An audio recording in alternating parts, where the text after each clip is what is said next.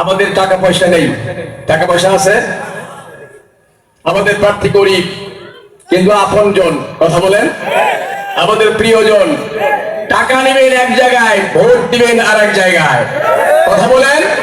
ওই টাকা আমাদের টাকা, ওই টাকা চুরি করা টাকা, ওই টাকা এক জায়গায় দিবেন কিন্তু ভোট দিবেন তাই বললাম মাঝখানে আওয়াজ দিতে বলো, ঠিক না? অনেকে আওয়াজ দিচ্ছে, আমাদের ভয় দেখায়, আছে না নাই? গত বছর শুধু ভুল্লিতেই মাহফিল করেছি 12টা, আমি আমার রেকর্ড আছে তো। 20 বছর মাহফিলের পর আজকে আপনাদের ভোটের আমানত চাইতে এসেছি।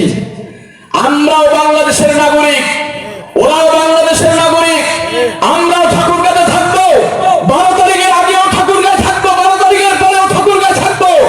আমাদের একজন নেতা, একজন কর্মী, একজন ভোটারের শরীরে যদি আঘাত করা হয়, পল্লীর জনগণকে ছেড়ে দেবে না, ছেড়ে দেবে না, ছেড়ে দেবে না। শেষ করে দেব না, আমি প্রধান মেহমানের সময় নষ্ট করব না। এই জন্য আমাদের সামনে যে ভোট আসছে, মা খালাদের ভয় দেখাচ্ছে, কি বলে? অনেকে বলে মা খালাদের নাকি আমরা ঘরে ঢুকাবো। হ্যাঁ, মা খালা নাকি ঘরের ভিতরে ঢুকে যাবে আর বাহির হওয়া পারবে।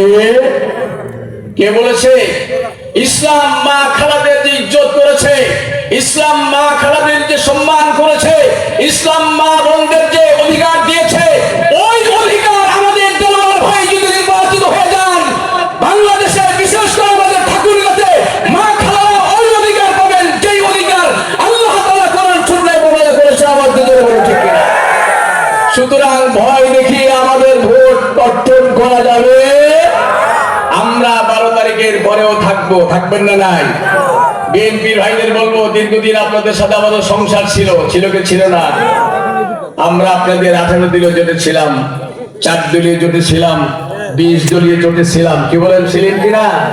সাবধান, সাবধান করে বলছি, আবার বলছি কথা, সাবধান করে বলছি। আমাদেরকে মুসলিম মনে করে, আমাদেরকে সহায় মনে করে যদি আপনাদের কোন নেতা কর্মী, আমাদের নেতা কর্মী, আগের দলীয় জোটের কোন নেতা কর্মীর শরীরে যদি হাত তুলে, ওই হাত আমরা ভেঙে দেওয়ার জন্য প্রস্তুত থাকবো।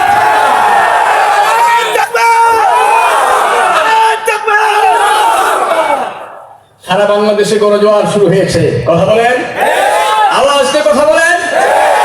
আমরা একটু আগে রানীশঙ্কর পীরগঞ্জ হরিপুর থেকে আসলাম, ওই এলাকার আমাদের নমিনি, ওনার গণজোয়ার শুরু হয়েছে। আমরা ঠাকুরগাঁর বিভিন্ন জায়গা, রুহিয়া, ঠাকুরগাঁ, ভুল্লি, গড়া, বন্ধু মায়ের ভাইয়ের পক্ষে যে গণজোয়ার শুরু হয়েছে, এই আবহাওয়া যদি ঠিক থাকে 12 তারিখ পর্যন্ত বাংলাদেশের কোন শক্তি আমার বন্ধু মার ভাইকে পরাজিত করতে পারবে না। আসসালামু আলাইকুম ওয়া রাহমাতুল্লাহি তাআলা ওয়া বারাকাতুহু।